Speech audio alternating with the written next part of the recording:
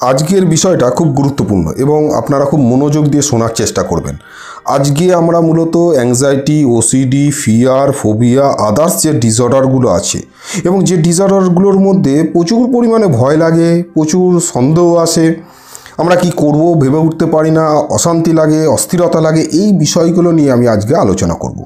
এবং মূলত আমরা আজকে আলোচনার মধ্যে 3টি স্লাইডের মধ্যে আমরা বিষয়টাকে ডিসকাস করব। এখানে 3খানা স্লাইড আছে, এই 3টে স্লাইডেতে আমরা আজকের বিষয়টা ডিসকাস করব। অনেকেই আমাকে বলেন যে স্যার আপনি যদি শর্টে ভিডিও করেন তাহলে ভালো হয়, কিন্তু বাস্তবেতে বিশ্বাস করুন আমি শর্টে হয়তো ভিডিও করতে পারি, কিন্তু সেই ভিডিও আপনাদের কোনো রকম উপকারে লাগবে না। আপনারা দেখবেন, বুঝবেন খানিকটা, কিন্তু মেন যে বিষয়বস্তু আছে, অর্থাৎ আপনি যদি সাইকোলজিকে অ্যাকচুয়ালি বুঝতে চান ঠিকঠাকভাবে, তাহলে কিন্তু পুরো বিষয়টা বুঝতে হবে, তাহলেই আপনি কাজে লাগাতে পারবেন, নয়তো আপনি পারবেন না কাজে লাগাতে। এবং আপনি যতক্ষণ না আপনার সমস্যাটাকে খুব ক্লিয়ারলি বুঝছেন ততক্ষণ কিন্তু আপনার মধ্যে ডাউট থাকবে। এই যদি ডাউট থাকে তাহলেই সমস্যাটা হবে।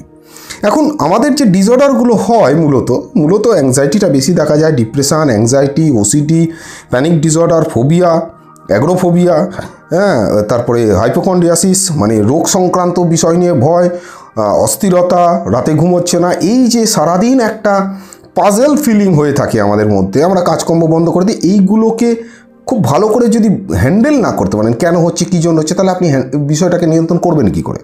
বিভিন্ন রকম শারীরিক সমস্যা দেখা দেয়, তো যার ফলে কিন্তু আমরা আরও ভয় পেয়ে যাই এবং গণ্ডগোলটা হয়। আমরা খুব ভালো করে বিষয়টা ধীরে ধীরে বুঝবো। আপনার যদি মনে হয় যে এটা অনেক বড় ভিডিও, তাহলে আপনি খানিকটা দেখেন, আবার পরে খানিকটা দেখবেন, কিন্তু পুরো বিষয়টা খুব ভালো করে বুঝবেন, একবার না বারবার বোঝার চেষ্টা করবেন। এখানেতে আমি একটা জিনিস লিখেছি, আপনারা যদি ভালো করে দেখেন ফার্স্ট পয়েন্টে, যে চিন্তাকে অন্যভাবে ভাবা, এই পয়েন্টটার থেকে আমি আগে এই পয়েন্টটা নিয়ে ডিসকাস করব। এইটা হচ্ছে আপনার কিভাবে আপনি চিন্তা সম্পর্কে ধারণা এবং সচেতনতা, এই বিষয়টাকে নিয়ে আমরা আজকে ডিসকাস করব। তো এখন আমাদের যে চিন্তাভাবনাগুলো আসে, সেই চিন্তাভাবনাগুলো কীরকম ধরনের, এটা যদি আপনি না বুঝতে পারেন, আমার যে চিন্তাটা আসছে এর একটা প্যাটার্ন থাকে প্রত্যেকটা মানুষের, যে চিন্তাগুলো আসছে, নয় কেউ রোগ সংক্রান্ত বিষয় নিয়ে ভয় পায়, রোগের কথা শুনলেই তার ভয় লাগছে, বুক ধরপড় করছে। এবার কিছুদিন ধরে রোগ সংক্রান্ত ভয় পেতে পেতে সে ভাবে যে আমার রোগটা হয়েই গেছে, আমার এই রোগটা হয়ে গেছে, কোনো একটা ডিসিজ হয়ে গেছে।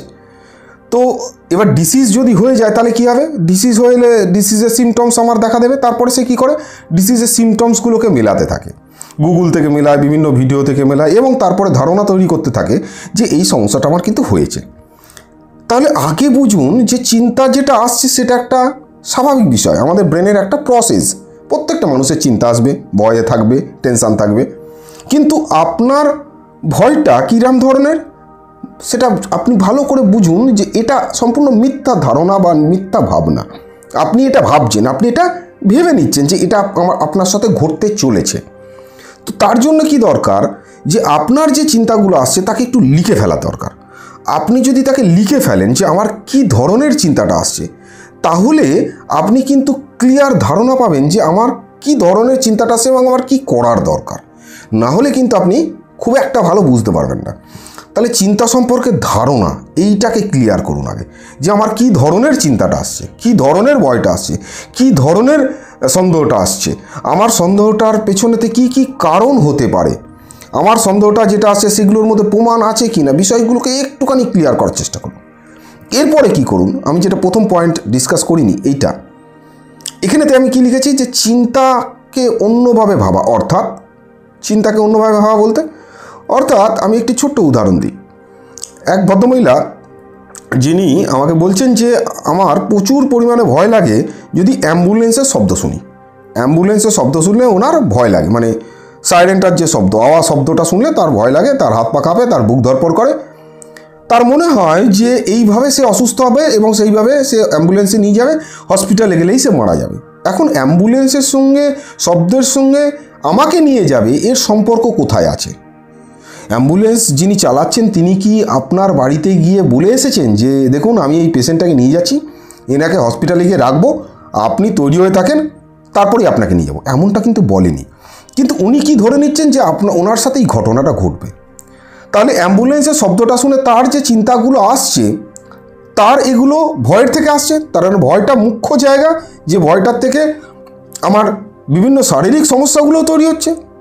তাহলে চিন্তাটা যেটা আসছে, এটাকে আমি অন্য কীভাবে ভাবতে পারি? আমি প্রত্যেকটা চিন্তাকে নিয়ে এইভাবে কিন্তু ডিসকাস করা সম্ভব নয়। এক একজন মানুষের এক এক রকম চিন্তা। আমি উদাহরণ সমেত বলে দিচ্ছি, যেখানে আপনারা কিন্তু আপনার মাথাটাকে খাটাবেন। যিনি অ্যাম্বুলেন্স যেটা যাচ্ছে, তার শব্দটা শুনে উনি ভাবতেই তো পারেন যে কোনো এক ব্যক্তির অসুস্থ হয়েছে, তাকে হসপিটালে নিয়ে যাচ্ছে, তাড়াতাড়ি হসপিটালে নিয়ে গেলে উনি বেঁচে যাবেন। আমাদের যে অ্যাম্বুলেন্সের শব্দটা আছে, সেটা মূলত রাস্তাকে ফাঁকা করার জন্য। তার উদ্দেশ্যটা এটা নয় যে আমি যে শব্দটা শুনছি তার উদ্দেশ্যটা যে কোনো একটা মৃত্যুর সঙ্গে সম্পর্ক, তা নয়। কিন্তু তাকে হসপিটালে নিয়ে যাওয়া হচ্ছে সুস্থ করার জন্য, এটা হচ্ছে তার মুখ্য উদ্দেশ্য। কিন্তু আমি কি ভাবছি যে আমিও এইভাবে যাব। তাহলে আমরা অন্যভাবে কি ভাবতে পারি? যেটা বললাম, যে যাকে নিয়ে যাচ্ছে তাড়াতাড়ি যাতে নিয়ে যাওয়া যায়, তার জন্য সেই শব্দটা দেওয়া। তাকে তাড়াতাড়ি নিয়ে গেলে সেই মানুষটা সুস্থ হয়ে যাবে। যাকে নিয়ে যাওয়া হচ্ছে হতে পারে কোনো একটি মা, যার ডেলিভারি হবে, নতুন একটা জীবন পৃথিবীতে আসবে, তাকে নিয়ে যাওয়া হচ্ছে। হতে পারে কাউকে যাকে নিয়ে যাওয়া হচ্ছে তার হয়তো সাধারণ সমস্যা হয়েছে, তাকে নিয়ে যাওয়া হচ্ছে, সঠিক সময় পৌঁছলে তিনি 100% সুস্থ হয়ে যাবে। আমি ভাবছি কি যে এটা মৃত্যুর সঙ্গে রিলেটেড। তাহলে আমার ধারণাটা, আমার ভাবনাটা ভুল হচ্ছে। তাহলে আমি অন্যভাবে ভাবতে পারি, অন্যভাবে লজিকটা দিতে পারি। বাস্তব বিপদ ও ভাবনার বিপদ, এটাকে ভালো করে বোঝা। দেখুন, বাস্তব বিপদ এবং ভাবনার বিপদ। তো বিপদ এখানেতে আপনি দুভাগে ভাগ করুন এবং দেখুন নিজেই যে আপনি যে চিন্তাটা করছেন সেটা বাস্তব বিপদ, নাকি আপনি যেটা ভাবছেন সেটা ভাবনার বিপদ। আপনি এতদিন ধরে যে চিন্তাভাবনাগুলো আসছে, আপনি যেটা ভেবেছেন, একবারও কি ঘটনা ঘটেছে? যদি বাস্তব হতো তাহলে তো ঘটনা ঘটতো। এবার আপনি ভাবুন যে আপনি কতদিন ধরে ভাবছেন, 2 মাস, 3 মাস, 4 মাস, 6 মাস, কতদিন ধরে ভাবছেন। আর নাকি এটা ভাবনার বিপদ, আপনি ভাবছেন কিন্তু ঘটনা ঘটছে না। কেন ঘটছে না? এবার প্রশ্নটা আসবে, কেন ঘটছে না? আচ্ছা, কেন ঘটবে? আমি যদি এখন ভাবি ভাবনায় যে ভাই আমরা তাজমহল কিনছি, কিন্তু সমস্যাটা হচ্ছে তাজমহলটা রাখবো কোথায়? এই মহাবিপদ, কোথায় রাখবো এনে? তো এটা ভাবনার বিপদ। আমি কারোর হার্ট অ্যাটাকের কথা শোনা মানেই আমার হার্ট অ্যাটাক আমার হবে, তার মানে এটা ভাবনার বিপদ। হার্ট অ্যাটাকের কথা শুনে যদি আমার হার্ট অ্যাটাক হয়, তাহলে যে ডাক্তারবাবুরা পড়াশোনা করছেন হার্ট নিয়ে, তাদের কি হবে? তাহলে এই ভাবনার বিপদ না বাস্তব বিপদ, এটাকে আলাদা করা। অর্থাৎ চিন্তাটায় আসলে জিজ্ঞেস করা চিন্তাটাকে, এটা কি ভাবনার বিপদ আমার, যার ফলে ভয় তৈরি হচ্ছে, এবং ভয়টা মিথ্যা ভয়, কারণ চিন্তাটাও মিথ্যা। এটা বাস্তব বিপদ। বাস্তব বিপদ হলে তো ঘটবে, আর ভাবনার বিপদ হলে ঘটবে না। তো আমি কি ভাবনার বিপদ ভেবে কি ভয় পাচ্ছি? কি হচ্ছে ব্যাপারটা? এটাকে নিজের কাছে ক্লারিফাই করা। আপনি যদি করেন, দেখবেন যে আপনার মাথা হালকা হয়ে গেল। ঘটনা আর সম্ভাব্য ঘটনার মধ্যে পার্থক্য বোঝা। আপনি যা ভাবছেন যে কোনো একটা ঘটনা আপনার সাথে ঘটবে, আর আপনি ভাবছেন যে ঘটনাটা ঘটতে পারে। কতদিন ধরে ভাবছেন? 5 বছর ধরে ভাবছেন এই ঘটনাটা আপনার ঘটতে পারে। আপনি কল্পনা করুন, আপনি কি ভাবছেন আপনার বিরাট একটা শরীর খারাপ হয়েছে, এবং আপনার একটা শরীরের অসুস্থতার জন্য আপনার অমুক অমুক অমুক সমস্যা হবে। তো অমুক অমুক অমুক সমস্যা হবে, কবে হবে? তার তো একটা লিমিটেশান আছে। আপনি দীর্ঘদিন ধরে ভেবে যাচ্ছেন যে আপনার অমুক সমস্যা হবে, কিন্তু আপনি সমস্যাকে দেখতে পাচ্ছেন না, ঘটছে না, কিন্তু আপনি ভেবে যাচ্ছেন যে অমুক সমস্যা হবে 5 বছর ধরে। তাহলে এটা কি? এটা সম্ভাব্য ঘটনা যেটা ভাবছেন সেটা মিথ্যা। আপনি একটা কোনো জায়গায় যাবেন, আপনি তার আগে থেকে ভেবে নিলেন আপনার সাথে কি কি ঘটনা ঘটতে পারে। তাহলে এটা কি করছেন? আপনি সম্ভাব্য কি ঘটনা ঘটতে পারে। চলুন, এই ধরনের সম্ভাব্য ঘটনা আমরাও ভাবি, সাধারণভাবে সমস্ত মানুষই ভাবে, কিন্তু এর সাথে বিপদকে আমি কি যুক্ত করছি? এটাকে ক্লিয়ার করুন। আমি কি বিপদটাকে জোর করে যুক্ত করে দিচ্ছি, নাকি বিপদ আদৌ ঘটবে? যদি বিপদ ঘটতো তাহলে আমি এই ধরনের ঘটনা কতগুলো ভেবেছি। যদি ঘটার থাকতো তাহলে এতদিনে ঘটে যেত, কিন্তু ঘটেনি। তার মানে এটা ভাবনার বিপদ। মানে সম্ভাব্য ঘটনা যেটা আমি ভাবছি যে ঘটতে পারে, তাহলে ঘটনার কোনো চান্স নেই। তাহলে এইভাবে আপনি যদি নিজের কাছে ক্লিয়ার করেন বিষয়টাকে, দুটো পয়েন্টকে, তাহলে কিন্তু আপনি অনেকটা হালকা হয়ে যাবেন। তাহলে কোন দুটো পয়েন্টকে ক্লিয়ার করো? আমি আবার একটুখানি পরপর মেলাই, তাহলে আপনাদের সুবিধা হবে। প্রথম বিষয়টা কি এলো? যে চিন্তাকে খুব ভালো করে বোঝা। চিন্তা সম্পর্কে একটা ধারণা তৈরি করা, যেটা কী জিনিস। দ্বিতীয় হচ্ছে অন্যভাবে একটু ভাবার চেষ্টা করা। আর কি, বাস্তব বিপদ এবং ভাবনার বিপদের মধ্যে পার্থক্যটা করা। আর কি, ঘটনা এবং সম্ভাব্য ঘটনার মধ্যে একটা পার্থক্যটাকে বোঝা, যেটা কী রে ভাই, এটা ঘটনা নাকি সম্ভাব্য ঘটনা, আমি ভেবে ভয় পাচ্ছি আর দীর্ঘদিন ধরে ভয় পাচ্ছি, আদৌ ঘটছে না। চিন্তার জন্য সময় নির্ধারণ করা, অর্থাৎ আপনার চিন্তাটা রোজ আসছে, সবসময় আসছে, যে কোনো সময় আসছে। আপনি যদি চিন্তার জন্য একটা নির্দিষ্ট সময় করলেন যে আমি 5টার থেকে 5:15 পর্যন্ত যে কোনো যা চিন্তা আসছে সেগুলোকে সব পেন্ডিংয়ে ফেলে দেবো। অর্থাৎ যা চিন্তা আসবে তাকে বলবো যে ভাই এই চিন্তাগুলোকে নিয়ে ভাবার সময় হচ্ছে 5টার থেকে 5:15। প্রথম আপনার এই সিস্টেমটা ফলো করতে প্রবলেম হবে, কিন্তু ধীরে ধীরে এটা অ্যাডপ্ট হয়ে যাবে। যাই চিন্তা আসুক, আপনি বললেন অমুক সময় ভাববো, অটোমেটিক্যালি আস্তে দেখবেন আপনার মাথা হালকা হতে থাকছে। আচ্ছা ঠিক আছে, আমার তো ভাবার সময় আছে, কি ঘটবে না ঘটবে, কি বিশ্লেষণ, অ্যানালাইসিস, গবেষণা যা আছে আমি ওই সময়টা করবো, 5টার থেকে 5:15 কিংবা 5:30। আপনার রাতে চিন্তা হলো, ঠিক আছে আমি তো বিকেলবেলা করার সময় আছে, তো সেই সময় করবো, রাতে ভাবার লাভ নেই। অর্থাৎ ইগনোরের একটা ক্যাপাসিটি তৈরি করা। এটা আমি তো বলে মানে মুখ ব্যথা হয়ে গেছে যে এক্সারসাইজ করা। এক্সারসাইজ যদি না করেন তাহলে কিন্তু হবে না। আমাদের এক্সারসাইজের সঙ্গে অনেকগুলো হরমোন রিলেটেড, অনেকগুলো, endorphin, epinephrine, non epinephrine, adrenaline, cortisol, dopamine, serotonin, melatonin, সমস্ত হরমোনই এর সাথে যুক্ত। তো আপনি যদি এক্সারসাইজ না করেন তাহলে এর থেকে বেরোতে পারবেন না। আরও একটি বিষয় আমি একটুখানি বলি, সেটা হচ্ছে যে এর সাথে সাথে শ্বাসের কিছু ব্যায়াম করার দরকার, যে ব্যায়ামগুলো নিয়ে অনেকের মধ্যে প্রশ্ন আছে। তো আমি চেষ্টা করব যে এর পরের এপিসোডেতে কখনো এই শ্বাসের ব্যায়ামগুলোকে নিয়ে ক্লিয়ার আইডিয়া দেওয়া আপনাদেরকে, যাতে আপনারা কোনগুলো করতে পারেন। এবং এর আগের দিনকে আমি একটি ভিডিও দিয়েছিলাম, এবং এই ভিডিওটি যদি আপনারা না দেখে থাকেন দেখবেন। এই ভিডিওটার থেকে কিন্তু আপনারা অনেক আইডিয়া পাবেন যে কী করতে হবে না করতে হবে। এবার চলুন পরের স্লাইডেতে যাওয়া যাক। পরের স্লাইডেতে কি বলছে, এখানে বলছে যে আপনার মধ্যে একটা বোর ফিলিং করা মানসিকতা তৈরি করতে হবে। এখন কি হচ্ছে যে আমরা যেহেতু মোবাইলেতে অনেক সময় কাটাই, মোবাইলে অলওয়েজ এন্টারটেনমেন্টকে খুঁজি, আমরা অলওয়েজ আমাদের মস্তিষ্কে এটা ধারণা তৈরি করে নিয়েছে যে আমার জীবনেতে সবসময় ভালো সময় আসবে। অ্যাকচুয়ালি বাস্তবেতে আপনি 800 কোটি মানুষকে যদি দেখেন সবসময় তার আনন্দে আছে, এটা হতে পারে? আপনি নিজে চিন্তা করুন তো, সবসময় তারা আনন্দে আছে, বোর ফিল করছে না। আমরা অ্যাকচুয়ালি বোর ফিল করতে চাই না। বাচ্চারা যখন ছোটো বাচ্চারা দেখবেন বোর ফিল হতে চায় না, তারা ভাবে যে আমি কী করবো ফাঁকা না খালি হাতে, তো তাদের হাতে একটা কিছু চাই। অর্থাৎ আমাদের আইডি, ইগো, সুপার ইগো, এই এবং এই তিনখানা বিষয় আছে, আইডি, ইগো, সুপার ইগো। তো এখানে তো আইডি বিষয়টা মেন ব্যাপার, যে আমি অস্থির হয়ে যাচ্ছি, এক্ষুনি আমার ভালো দরকার, এক্ষুনি আমার হওয়া দরকার। এটা যত করবেন আপনার অস্থিরতা বাড়বে। বোর ফিলিং করার মানসিকতা তৈরি করুন। দেখুন আমাদের আজ থেকে যদি আপনি 50 বছর পিছিয়ে যান, সেখানে কিন্তু মোবাইল টিভি তেমনভাবে ছিল না। তাহলে তখন মানুষগুলো কী হতো? বোর ফিলিং করতো না, কারণ তাদের মধ্যে বোর ফিলিং করার মানসিকতা ছিল যে ঠিক আছে আমি নয় 1 ঘন্টা বোর ফিলিং করব। আপনার দেখবেন যে কোনো লাইনে দাঁড়াতে অস্থির লাগছে, দোকানে দাঁড়াতে অস্থির লাগছে, মোবাইলেতে মনে হচ্ছে না সবসময় একটা ভালো জিনিস দেখবো, সবসময় স্ক্রল করছেন। আপনার মধ্যে একটা নেশা তৈরি করে দিয়েছে অটোমেটিক্যালি। আপনার এখন আর কিছু ভালো লাগবে না, এই মোবাইল আপনাকে সবসময় টেনে রেখে দিয়েছে। তো মোবাইল থেকে দূরে যান, বোর ফিলিং হোক, এবং বোর ফিলিং নিয়ে আপনি কাজ করা শুরু করুন। আপনি এটা ভাববেন না যে পৃথিবীতে কারোর বোর ফিলিং হয় না, সবার হয়। বোর ফিলিংটা স্বাভাবিক ব্যাপার, সাধারণ ব্যাপার। এটাকে কিন্তু মারাত্মক হিসাবে আপনি অনুভব করছেন এবং সবসময় ভাবছেন যে সবসময় আপনি আনন্দে থাকবেন। পৃথিবীতে এমন মানুষ নেই। দিন এবং রাতের কাজকে ভাগ করা, আপনার দিনের কাজগুলোকে ভাগ করে নিন, আপনি কি করবেন। আপনার বোর লাগুক, খারাপ লাগুক, আপনি সেটা একদম সিলেক্ট করে নিন। রাত্রিবেলা আপনি কি করবেন, আপনি আগের ভিডিওটা দেখলে সেখানে বুঝতে পারবেন। বই পড়া থেকে শুরু করে কি করা, বন্ধুদের সঙ্গে গল্প করা, কোন সময় খাওয়া শোয়া, সমস্ত কিছু বিষয়টাকে কিন্তু আপনার টাইমের মধ্যে করতে হবে। তাহলে কিন্তু আপনার কাজ কোনো পেন্ডিং থাকবে না, আপনি কিন্তু খুব ভালোভাবে দিন কাটাতে পারবেন। চিন্তার একটা লিস্ট করা, এটা মোস্ট ইম্পর্টেন্ট। এটা যদি না করেন খুব মুশকিল। আপনি যদি চিন্তার একটা লিস্ট করে নেন যে আমার কী চিন্তা আসছে, আচ্ছা কি চিন্তা আসার পরে আমার কি শারীরিক সিমটমস আসছে, আচ্ছা এই শারীরিক সিমটমসগুলোর পেছনে কিরম ধরনের ভয় কাজ করছে, আচ্ছা এই চিন্তার সাথে বাস্তব ঘটনার কি কোনো মিল ঘটলো, না আমার সকালে 7টায় চিন্তা এসেছে, রাত 7টার সময় আমি মিলিয়ে দেখলাম যে কোনো চিন্তার সাথে বাস্তবের কি ঘটনা ঘটলো না, তার মানে এই ধরনের চিন্তাগুলো কিন্তু মিথ্যে।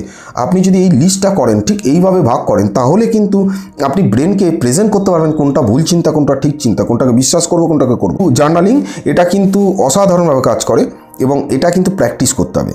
এরপরে কি হচ্ছে, এরপরে আসছে যে সঠিক ব্যাখ্যা লিখে রাখা। দেখুন এটা খুব ইম্পর্টেন্ট পয়েন্ট, সঠিক ব্যাখ্যাটা লিখে রাখা। আমাদের কি হয়, ঘুরিয়ে ফিরিয়ে একই চিন্তা আসে, আপনি সেই চিন্তাটাকে লিখুন, লেখার পরে তার ব্যাখ্যাটাকে লিখুন, পজিটিভ ব্যাখ্যা। ওই যে প্রথমে বললাম অন্যভাবে চিন্তা করা, কীভাবে এটাকে অন্যভাবে চিন্তা করতে পারেন। আপনার কাছে কোনো প্রমাণ নেই, বিশ্বাস করবেন না, আপনার কাছে যেটা প্রমাণ আছে সেইটা বিশ্বাস করব আমি। আমার ঘটনা আগেও কালকেও এসেছে চিন্তা ভাবনা, ঘটনা ঘটেনি, 4 মাস আগে 6 মাস আগে এসেছে, ঘটনা ঘটেনি। আপনি পুরো ব্যাখ্যাটা লিখে রাখুন যে এই চিন্তার ব্যাখ্যা অমুক হতে পারে, এই চিন্তার বিষয়টা অমুক হতে পারে, পুরো বিষয়টাকে একদম লিখে রাখুন। কারণ তাহলে কী হবে, আপনার কাছে যখন ব্যাখ্যাটা লেখা থাকবে, আপনার যখনই চিন্তাটা আসবে আপনি বুঝে যাবেন যে আমার কাছে তো ব্যাখ্যা লেখা আছে, এর বাইরে কোনো আর ব্যাখ্যা হতে পারে না, আবার আমি ব্যাখ্যা দিচ্ছি কেন। অটোমেটিক্যালি আপনার কাছে একটা বিরাট বড় অস্ত্র চলে আসবে যে এই চিন্তাগুলোকে ইগনোর করার, তুলনা করা বন্ধ করা। অমুক মানুষ ভালো আছে, আমি ভালো নেই, অমুক মানুষ এগিয়ে যাচ্ছে, আমি এগিয়ে যাচ্ছি না। প্রত্যেকটা মানুষ তার নিজের কর্মেতে এগিয়ে যায়। আপনি এই যে দিন রাতের কাজ ভাগ করুন, কর্মগুলোকে ঠিক করে করুন, আপনিও এগিয়ে যাবেন। অহেতুক অন্যজনের সঙ্গে তুলনা করবেন না। আপনি যদি মহিলা হন, আপনি দীপিকা পাদুকোনের সঙ্গে তুলনা করে যদি ভাবেন যে কেন দীপিকা পাদুকোন অত সুন্দর দেখতে, কেন অত ভালো নাচে, তাহলে মুশকিল। আর আপনি যদি পুরুষ হন, আপনি যদি সালমান খানের সঙ্গে তুলনা করে ভাবেন যে এত গ্ল্যামার কেন, তাহলে মুশকিল কিন্তু। হ্যাঁ, তাদের লাইফটা আলাদা, আমাদের লাইফটা আলাদা। চিন্তাকে সঠিক যুক্তি দিয়ে চ্যালেঞ্জ করা, এই পয়েন্টটা তখনই আপনার কাজ করবে যখন আপনি এই সঠিক ব্যাখ্যাটাকে লিখে রাখবেন। চ্যালেঞ্জ তখনই করতে পারবেন, তখনই আপনি এই 7টার থেকে 7টা চ্যালেঞ্জ করলেন, এটা তখনই কিন্তু অ্যাকচুয়ালি কাজ করবে। এবং যে কোনো জায়গায় যাচ্ছেন, সেখানে ভয় লাগছে, যেখানে গেলে টেনশান লাগছে, যেখানে গেলে অমুক হচ্ছে, সমস্ত জায়গা যেখানে যেখানে লাগছে তার লিস্ট করে সেখানে যাওয়া শুরু করুন, অল্প অল্প করে। প্রথমে 5 minute, 10 minute, 2 minute, 4 minute, 3 minute, এইভাবে যাওয়া শুরু করুন। আর একটা জিনিস আপনাদেরকে আমি বলি যে আপনাদের যদি সমস্যা হয়, প্লিজ আপনারা কাছাকাছি দেখান এবং কাছাকাছি দিয়ে ডাক্তারবাবুকে দেখাবেন। যদি মেডিসিন দেন, প্লিজ বন্ধ করবেন না, মেডিসিনটা কন্টিনিউ করবেন। আর বর্তমানে তো আমি সেইভাবে কাউন্সিলিং করি না, তাই প্লিজ ফোনটা অতটা করবেন না আর প্লিজ। আর এরপরের পয়েন্টে আসি, প্রমাণ ছাড়া চিন্তাকে আমি বিশ্বাস করব না, এটাকে আপনি স্ট্রিক্টলি ফলো করুন। একটি ছেলে আমাকে বলছে, স্যার আমি 49 বার ইসিজি করেছি লাস্ট 4 মাসে। আপনি কল্পনা করতে পারছেন কি প্রমাণ খোঁজার চেষ্টা করছে? এমন ধরনের মূর্খের মতো কাজ করলে কিন্তু হবে না। যখনই এটা করা শুরু করবে, তার মধ্যে একটা প্রবণতা তৈরি হবে বারবার ইসিজি করা। অনেকের মধ্যে প্রবণতা তৈরি হয় বারবার প্রেশার মাপা। যার হার্টের প্রবলেম আছে সেও অতবার প্রেশার মাপে না, সকালে একবার মাপছে, দুপুরে একবার মাপছে, বিকেলে একবার মাপছে, সন্ধ্যে একবার মাপছে, রাতে শোয়ার সময় মাপছে, 5 বার 7 বার 8 বার 10 বার করে প্রেশার মাপছে, এ হাতে মাপছে, ওই হাতে মাপছে। তো এটা যখনই আপনি করতে যাবেন, আপনার মধ্যে একটা ব্যাড অভ্যাস তৈরি হয়ে যাবে। এটা করবেন না, এগুলোকে আস্তে আস্তে ইগনোর করুন। আপনি যদি ডাক্তার দেখিয়ে থাকেন, ওষুধ দিয়ে থাকে, আপনি 15 দিনে মাপুন, আপনি 7 দিনে মাপুন একবার, দ্যাটস অল, এর থেকে বেশি নয়। প্রতিদিন মাপছেন, এটা করবেন না। যাদের হার্টে একটা স্টেন বসানো আছে তারাও এমনটা করে না। আচ্ছা, অস্থির না হয়ে চিন্তাকে গ্রহণ করার অভ্যাস তৈরি করুন।